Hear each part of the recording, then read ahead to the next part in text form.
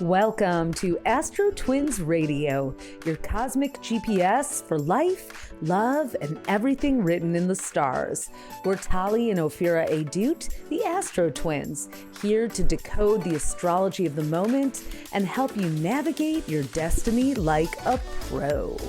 What's up, everyone? It's Ophi, week of June 16th through 22nd, and I'm flying solo today because Tali is sick. So, you know what happens, but I promise you she'll be back next week because I know you guys have really been enjoying, you've been telling us you've been enjoying hearing us banter with each other. I guess listening to twins talk is entertaining, and we don't want to let you down. But it's so par for the course, though, because, oh man, that first week of Jupiter in Cancer that we just wrapped has been quite an emotional doozy for people.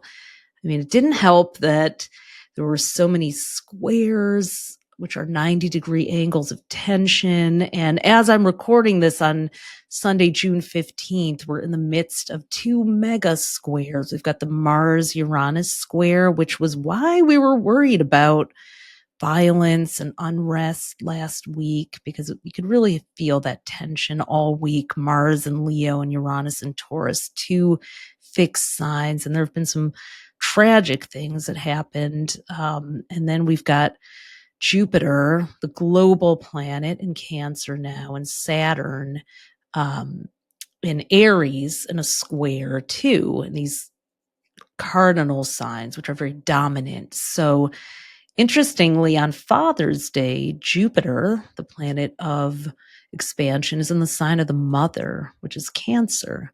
But it's at odds with Saturn, which is the planet that's associated with fathers. So I don't know about you, but how I have been experiencing this first week of Jupiter in Cancer. Now, Jupiter changes signs once a year typically. So from May 25th of 2024 till June 9th of this year, last Monday, Jupiter was in Gemini, which is an air sign, detached, intellectual.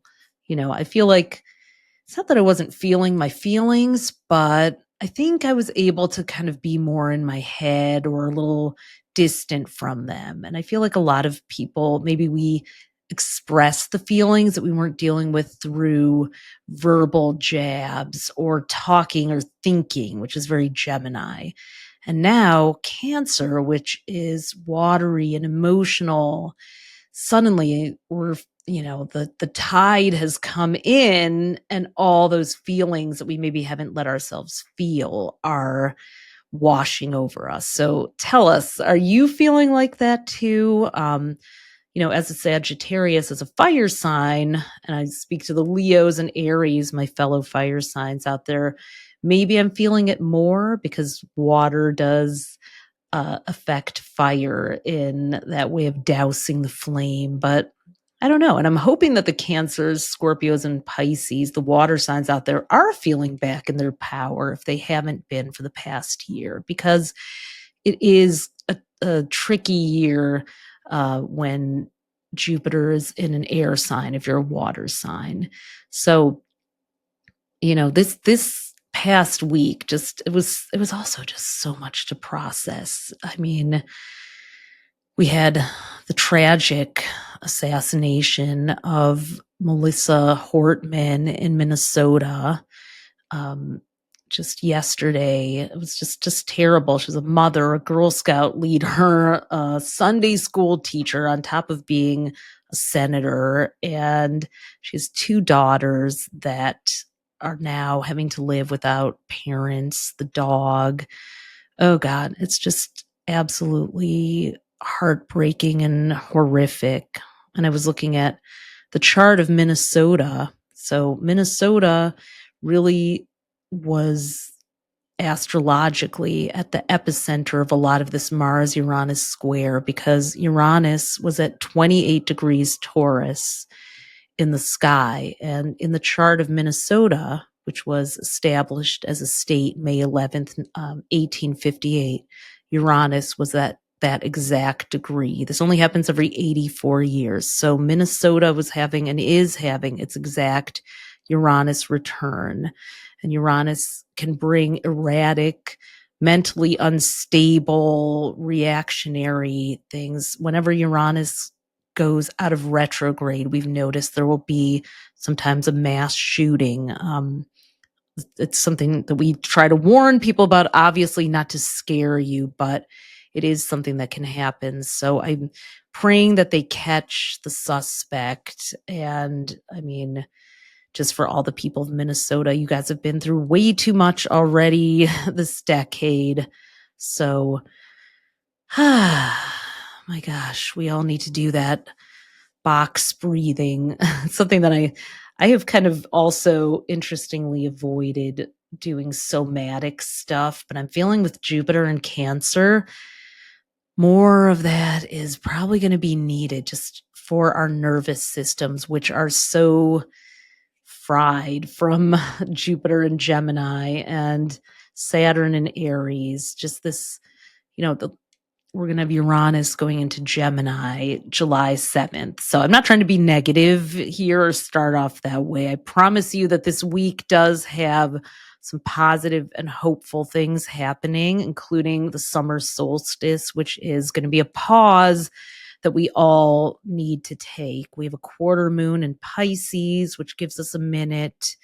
Mars is moving into Virgo. So Mars is in its final degrees of Leo, where it's been for the last couple months. And, Leo being the sign of royalty, I'm no surprise that Mars-Uranus square involved so many No King's Day parades. And the rather disappointing crowd size of Trump's military parade for him, I would say.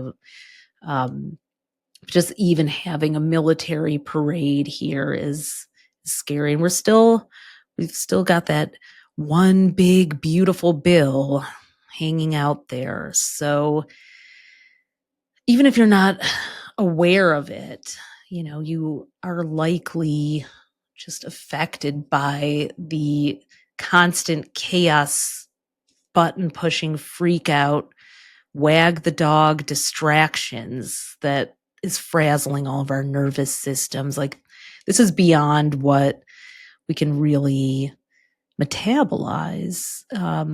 The stresses that are happening in the news, Iran and Israel attacking each other. Israel became a state the last time Uranus was in Gemini in 1948. Iran is in Aries, ruled republic, and Saturn and Neptune now being in Aries. It's in its nodal opposition. So there's a lot of chaos happening in the Middle East based on the country's charts as well. So we just have to keep our consciousness and our vibrations as high as possible by taking care of ourselves. I don't know what other way to do it outside of that, because we are looking at, the Civil War was the last time that Uranus was in Gemini and Saturn was in Aries at the same time. So we are looking at war signatures, but I made an Instagram this week about why I hate being called an astrologist and like to be called an astrologer. And the gist of that was that ist kind of is an offshoot of ism. It's not a direct connection. I looked up the etymology, but when I'm called an astrologist, it feels like it's about a belief system, about as though astrology was an ism. And a religious dogma or a doctrine or, a fixed truth or set of laws. And I never want to use it that way. It's a predictive, but maybe let's just say it's more of a forecasting tool. It's a way of looking at patterns from the past and mapping them onto the future to say, well, there's a chance of things going this way, but there's always a higher vibrational expression. Uranus and Gemini and Saturn and Aries together don't have to mean civil war. They can mean that we learn how to revolutionize our communication to avoid a war. We keep evolving, hopefully, as humans, or we have the opportunity to. So Saturn is also self-restraint and maturity. Will we this time have the maturity to communicate without war? Uranus also is related to uranium, nuclear power. And of course, this whole um, attack on Iran was said to be to destroy their nuclear facilities. So nuclear power is not inherently bad, but human beings keep using it to try to destroy each other so often. So in a much earlier podcast this year, I don't remember which one, but I think it was like around February or March, I was talking about Dolores Cannon and her book, The Three Waves of Volunteers. She was a hypnotist who also helped people channel not only the space between life and death, or death and life. She has a book called From Death to Life, or Between Death and Life, I think.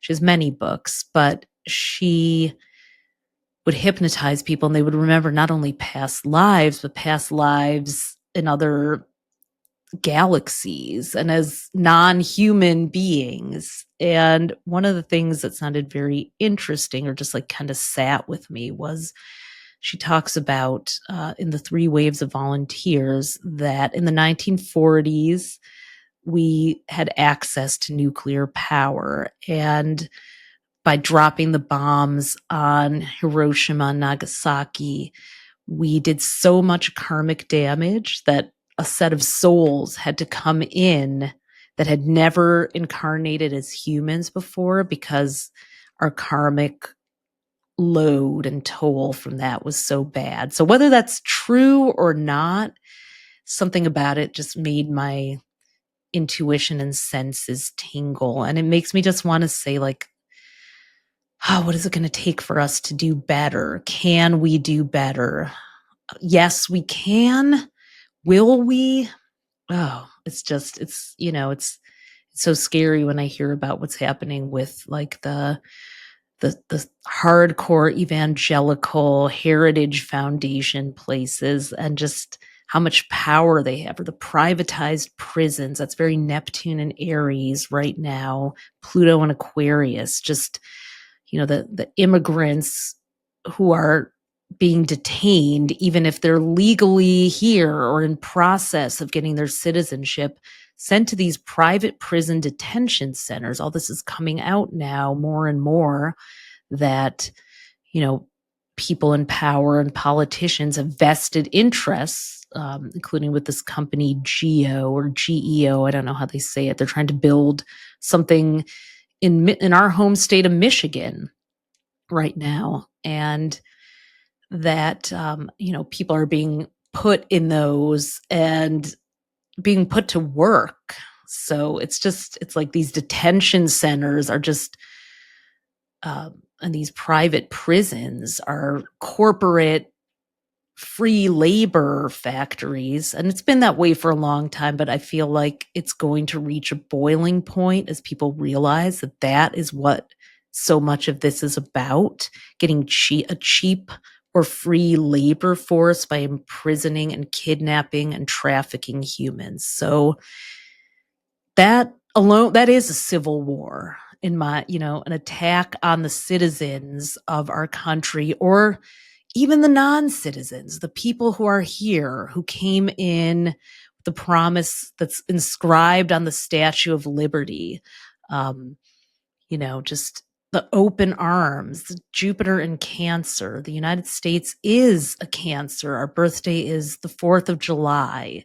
So will Jupiter in Cancer make a difference? We're going to see. I think, the end of this week, the sun leaves Gemini, and no shade to the Geminis. I love Geminis, but I'm ready. I think I'm ready for some Cancer energy. But don't worry, Geminis, because Uranus is going to be in your sign until 2033, starting next month. So we'll have plenty of Gemini in the mix, but a different planet. So real quick, if you're enjoying our podcast, as so many of you guys have been telling us, and we just are so grateful, please like, share, subscribe, do all the things, push all the buttons, tell your friends, because the more people that know about this, the more we can grow.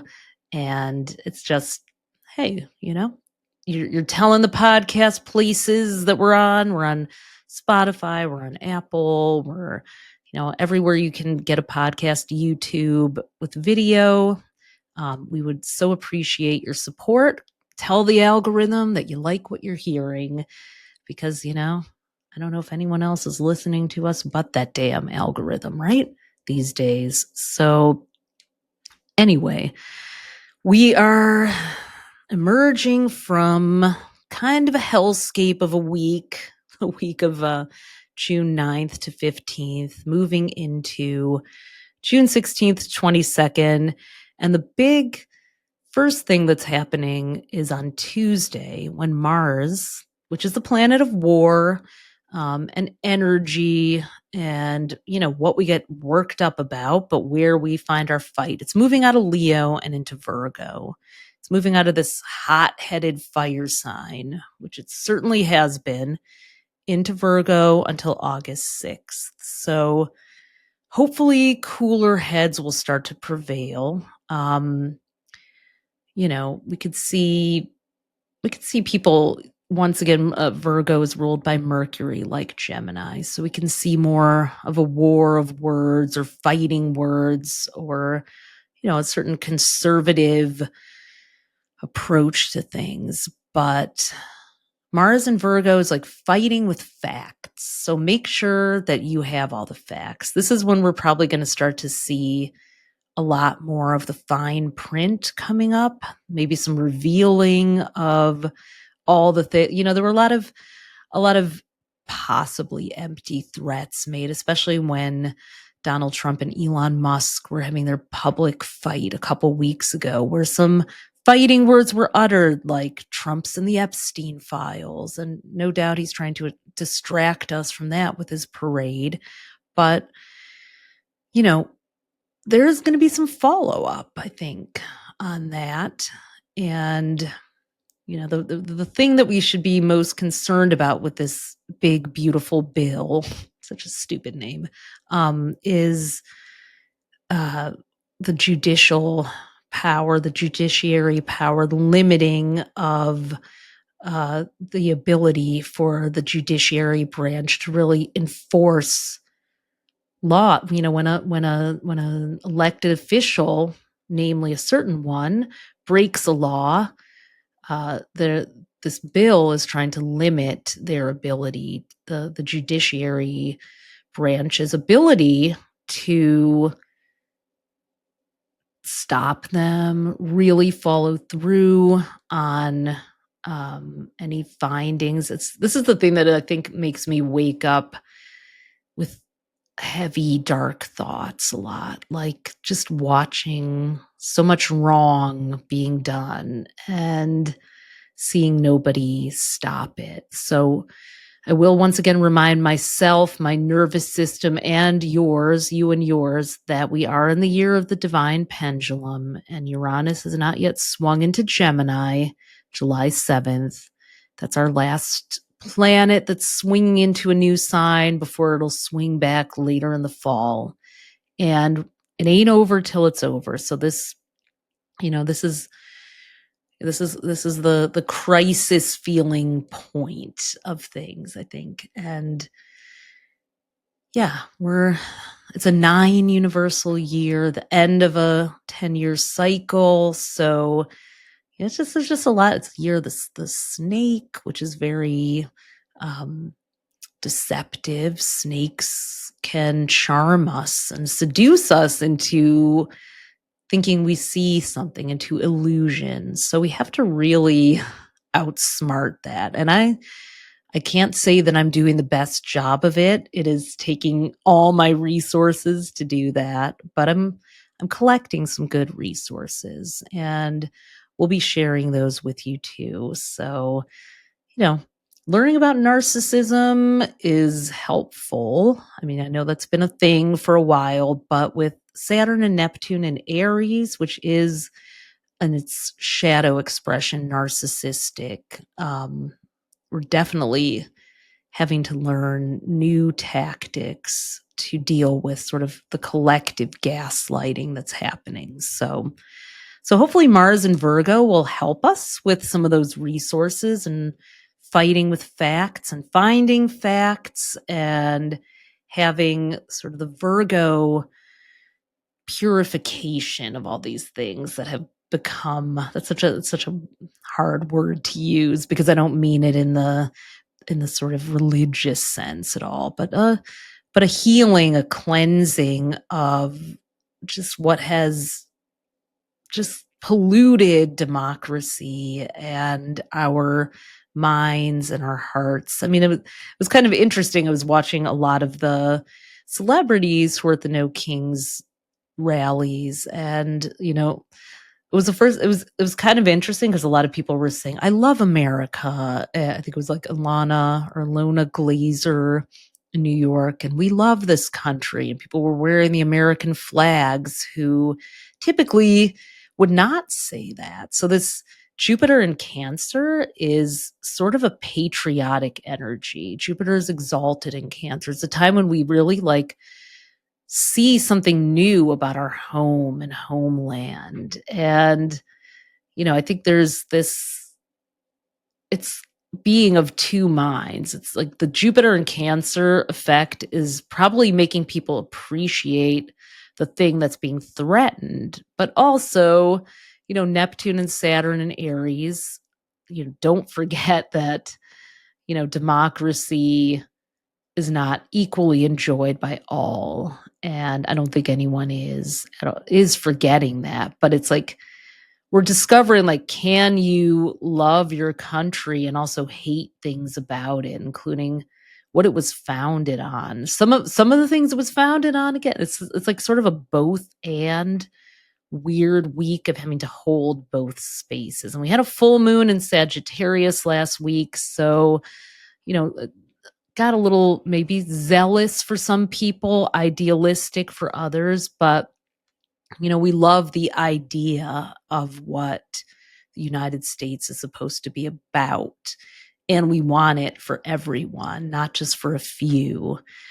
And that's what this maybe astrological, energetic, ideological civil war is. Maybe there's a different word than war, that we can use. It's a fight for something. You can be for something rather than against something.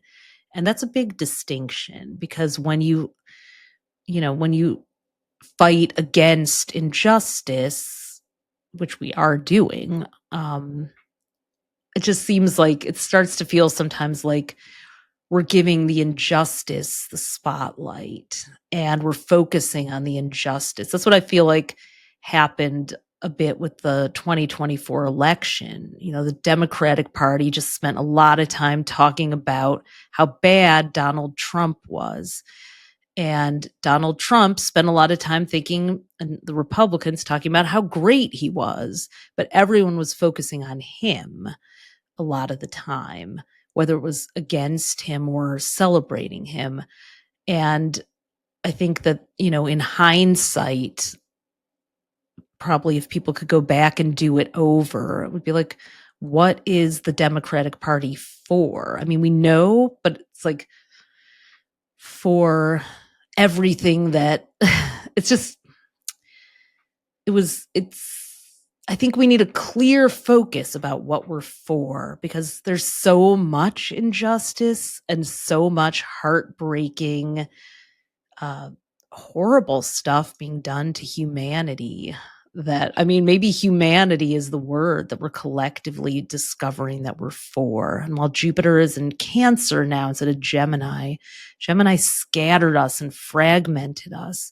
I'm hoping that Jupiter in Cancer gives us a heart-centered focal point. So if we're for humanity, that's just my suggestion. I'm open to all suggestions that mean something like that. But I think there's, a platform that's for humanity and for this visceral thing that we feel is being taken away from us. I hope we're able to really capture that. I think the No Kings marches, I don't even want to call them protests. Like, they're not. They weren't. They seemed like they were actually celebrations. They were protests, but they were also, I saw people dancing too. They were celebrations of what's possible when people come together and what could be, what should be, the ideals. Jupiter is very idealistic. So the ideal of a home for everyone, Jupiter is multicultural, pluralistic, Cancer is home. So I think we have something more concrete now to gather around and focus on. It's really interesting because I'm looking at the next election in 2028 when Jupiter will be in Libra. It was in Gemini, Donald Trump's sign, when he won. But we have a lot of Libras, good and bad. But we have Gavin Newsom, who's a Libra. Kamala Harris is a Libra. AOC is a Libra. John Ossoff is a Libra.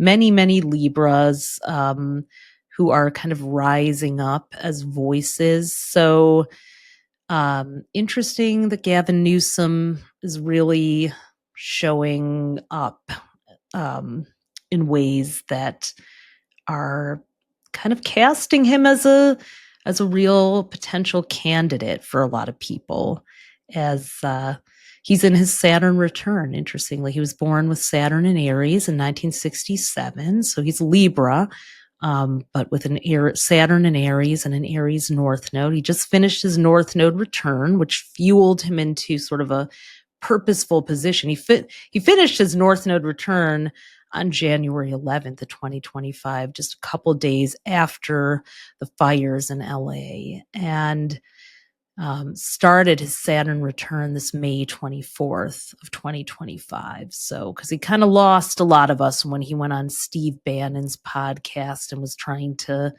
do these sort of disingenuous Libra fence-sitting things, trying to show that he was neutral. We actually, in a much lesser way, had an experience like that ourselves back in last August when we launched our book, The Astrology Advantage, which, by the way, is coming out in paperback July 22nd. But it's already out in hardcover and on Audible with us reading it. So, and on Kindle. So if you don't have that book, get it, because it is a secret weapon for success. Turning your birth chart into one of 3 archetypes. But back to what I was saying, more on that in a minute.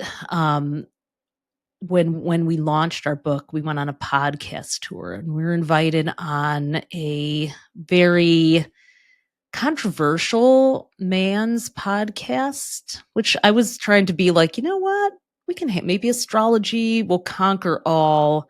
It was pre-election, but I'm not even going to mention his name because he was so toxic. But it was a real lesson for me that, oh, okay, even if you're open-hearted and kind and you think you can sway someone, there is now a mindset, whether narcissism is a personality type or a maladaptive behavior, whatever it was, when someone is in that, sometimes you cannot get through to them, even if you bring the most elevated communication skills. The only person who's been able to do that was Serena Williams on Fox News. She's a Libra too. So, hey, Serena for president, why not?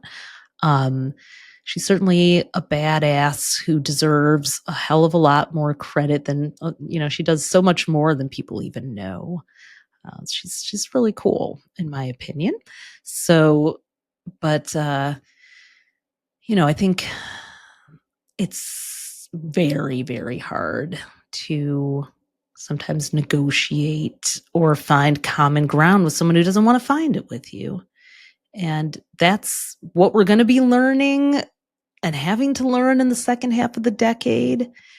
Stay tuned too, because we really had such an amazing time at the beginning of June at Summit Detroit. We gave a presentation on what the next half of the decade would hold for innovation, money, the economy, politics, everything else. So we'll be sharing a lot of that with you guys too. We're putting it together into a sort of a trend report, and we'll soon be offering that with our 2026 horoscope book, which we just got our cover for. I'm so excited. We'll be doing cover reveal on that one soon too.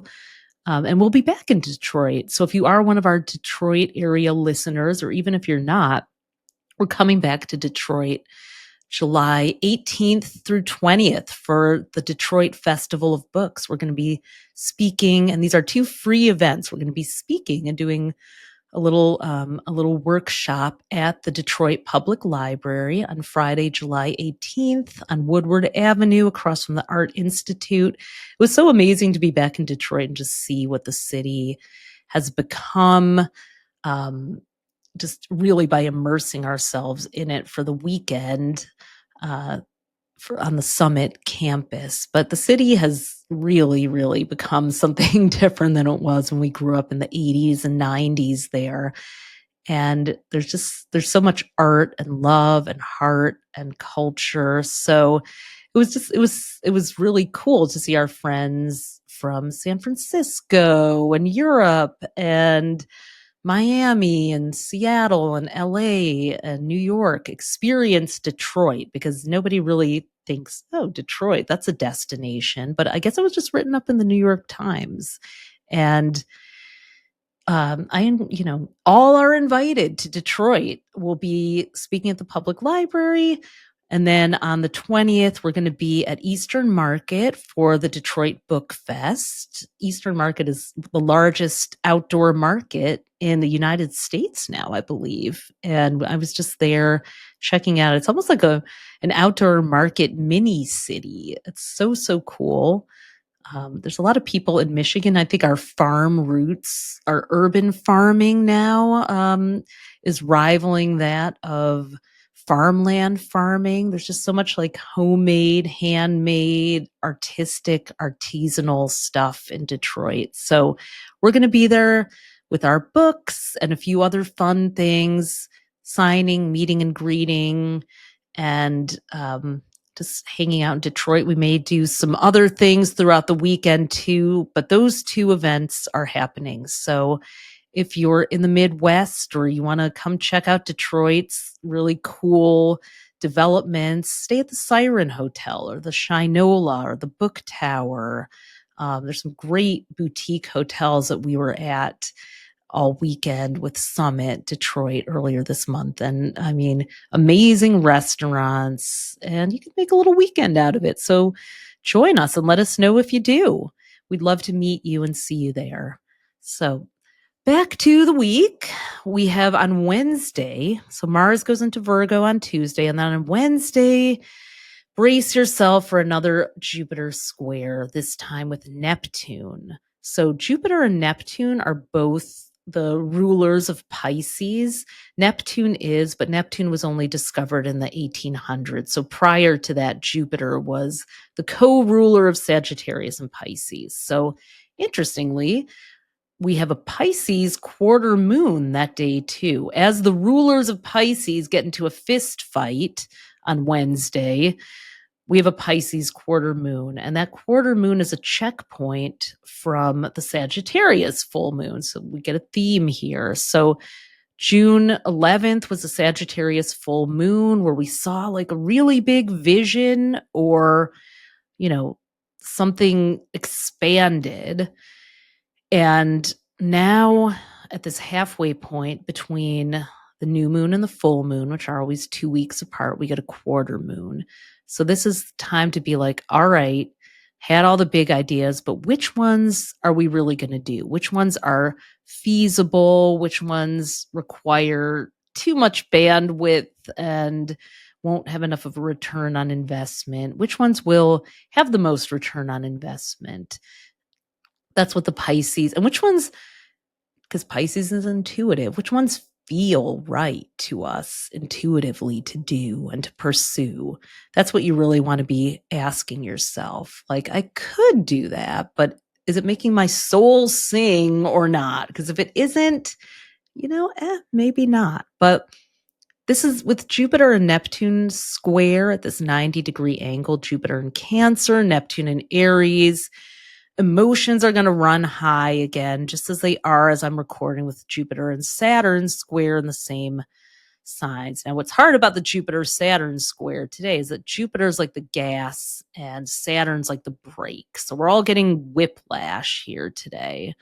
But Jupiter and Neptune are both like indulgent, pleasure whoring, boundary blurring, no limits planets. So, with them at a square, we might be pulled into two very out of control, not that that's always a bad thing, but pulled between our Cancerian, sentimental, nostalgic emotions, and then the Aries, more angry or passionate ones. So, it's not going to be a whole lot of logic or thinking in these final days of Gemini season. I'll tell you that much. There could be a lot that gets stirred up. Neptune can also reveal things that have been hidden, and Jupiter's a truth teller. So it might be like a whole lot coming out. Like, as I've already been saying, Jupiter is having like bringing the tide in Cancer and washing all those emotions up to shore. Well, Neptune rules the seas. So we might discover some not so pretty emotions that we just need to deal with and process. Looking at the role of anger, we've got to learn, and I say this on an individual level, myself included, and collectively, how to metabolize anger, express it, and talk about it more. It's something that we just don't know how to do as a culture. We don't have we have so much stress on us like never before. I don't mean to sound like a broken record, like I'm talking about that so much today, but we do.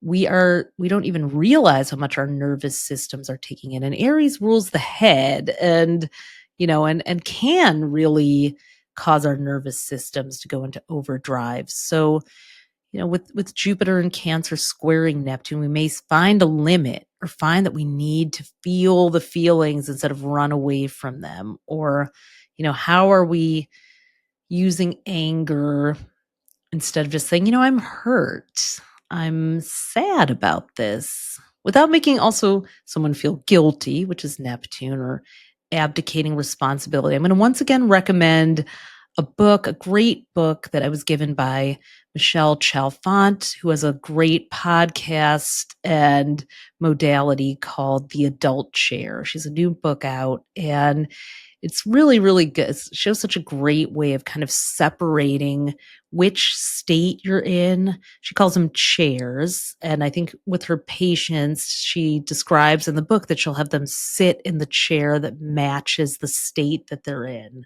So we kind of Cancer is also the child and the mother and the nurturer. We are all needing, with Jupiter and Cancer, to be mothered by someone, to be, I'm in a great social media mastermind led by a Cancer right now for 12 weeks with 10 people. And I was thinking, like, I feel like I'm being sort of held, like she's a doula, or she's like kind of like a mother. And that's sort of a weird thing to say, but it's like the relief, the suit, like, okay, I have this little group to go into, and she's going to make it easy, and she's going to show me how, and I'm going to get out of my head, and I'm going to relax. Like, whatever it is that you feel fried about right now, like finding some sort of group like that could be a really good thing to pursue. So this kind of mothering of our inner child, like, so the adult chair book,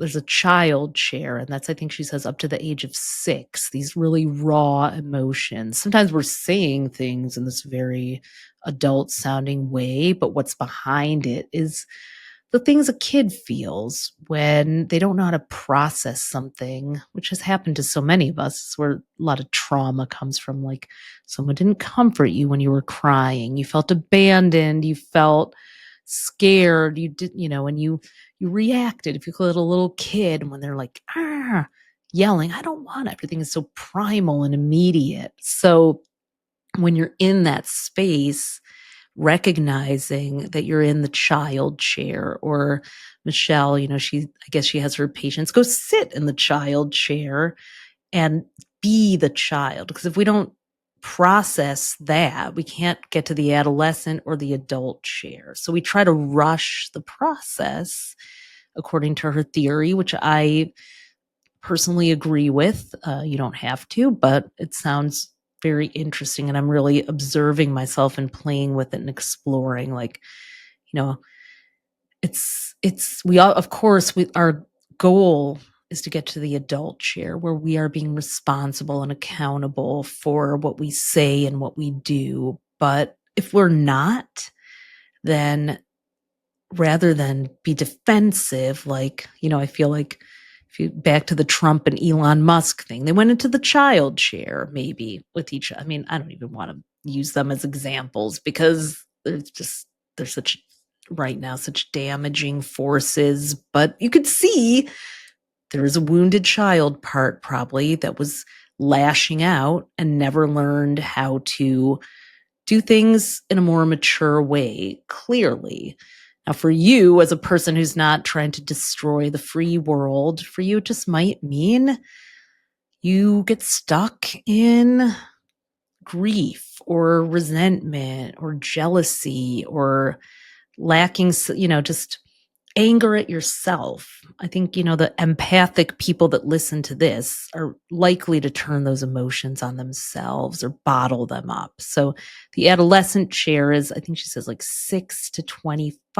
You'll have to get the book to get the exact ages, but that's when we become defiant, like F you. And, we put our chin up, she says, and we kind of like, I'll show you. So there's, when you're punishing someone or when you're being like sticking it to them or which is something that has happened a lot too. Like when we get gleeful about the party that we're opposing having a loss, like, there's been even a little bit with like the Trump parade not having good attendance, like Stephen Colbert was like, ha ha. And look, do I fault him for that or do I not? And do I not share his sentiment? I do. But I'm also recognizing, all right, that is coming from the adolescent chair. And maybe what would an adult expression of that look like? Like, okay, is the world waking up to see that this is wrong? Is this a sign of hope that these no kings gatherings have so many more people than a military parade? Because I want to be in the adult mode. This is really something to look at this week. I would like to be in the adult chair. I keep getting put in the frightened child's chair and the FU adolescent chair because I feel so powerless so much of the time. And I think the Jupiter Neptune square could really stir that up. But we have an invitation, especially with Mars and Virgo, to work through some of that so that we can, even for a moment, go, please, like, let's make sure that these things don't pass that could codify and legalize the horrible stuff that's happening, the private prisons, the lack of judiciary boundaries and control and influence, and all the things that are not what this country was founded on, that would make an authoritarian reality more and more of something. So, but when we go into like, oh my God, that's happening, and we're so sure of it, like that's also from the child's chair. So that's also something to watch out for this week when we get scared and we protect ourselves, which is Cancer energy,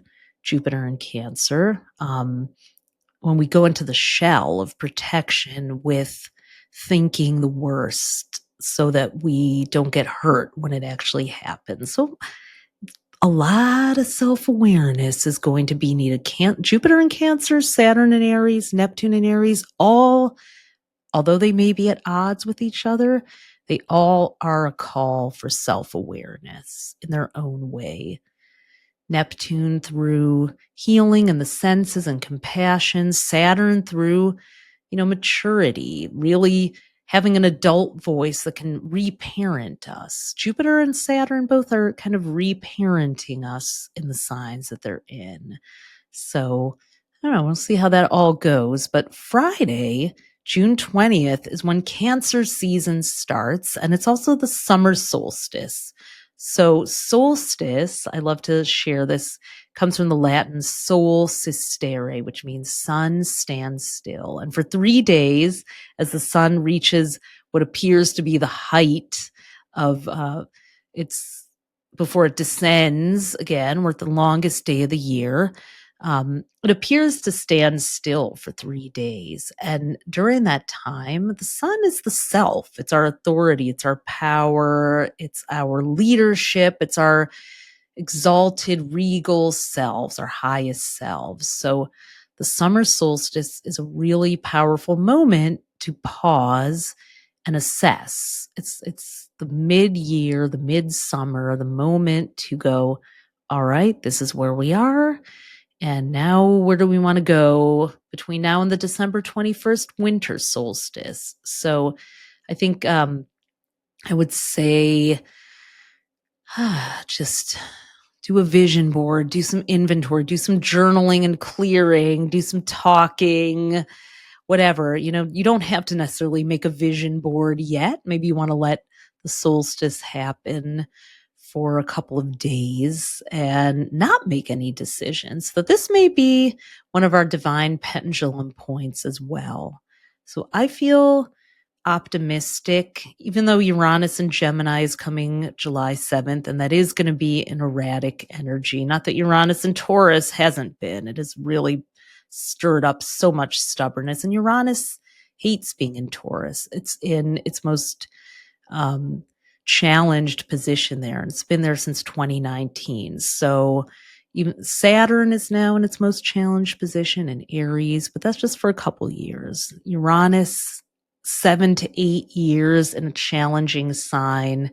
We've certainly seen its impact, but boy, the anger that has been unleashed, the stubbornness, the divisiveness, maybe that will change. I mean, Gemini is still the twins, but it's definitely going to be a fast moving time. AI, crypto, technology, that's all about to get into a fast track, an even faster track than it's already on. So we're seeing a sign of that to come. We shall see how that all goes, but the algorithm is definitely a Uranus and Gemini kind of thing. So I'm hoping the Cancer season really reconnects us to our emotions, hearts, compassion, and humanity. That's going to be my word. The humanity platform, the humanity party. We have a new moon in Cancer coming up next week. And, well, just, take really, really good care of yourself this week. And, who used to say, take care of yourselves and each other. I don't know if that was like Phil Donahue or one of the talk show hosts I used to watch in the 90s, but I'm going to say, that mantra needs to come back again. So be careful, continue to be careful. Last week we said it was the week of go big or go home. I think this is the week of reparenting, of humanity, remembering our humanity, and reconnecting with our feelings too. So, little announcements before we close out. We have readings available, I think, in August. Our calendars are full until the end of July, pretty much. But so get on there before they get fuller and book your chart reading. We have loved talking to the people that we've done them for, and we're going to keep our calendars open with some select dates for those who are ready for another chart reading. Our 2025 book is still, I think it's May 50 is the 50% off code. And there is so much in there if you don't have your 2025 horoscope book or planner from us. The rest of the year is action packed, and we're going to guide you through every week of the year. So much to learn. It's not too late to get that in your hands.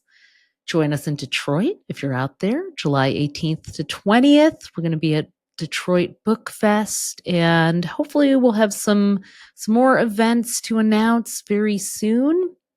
But for now, wishing you a safe and soulful week of self-discovery.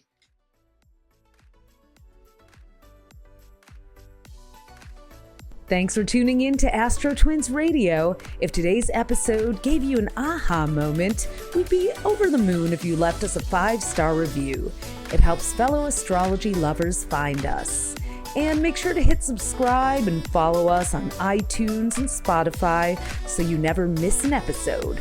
Want the full visual experience? You can also watch the video version on our YouTube at AstroTwins-TV.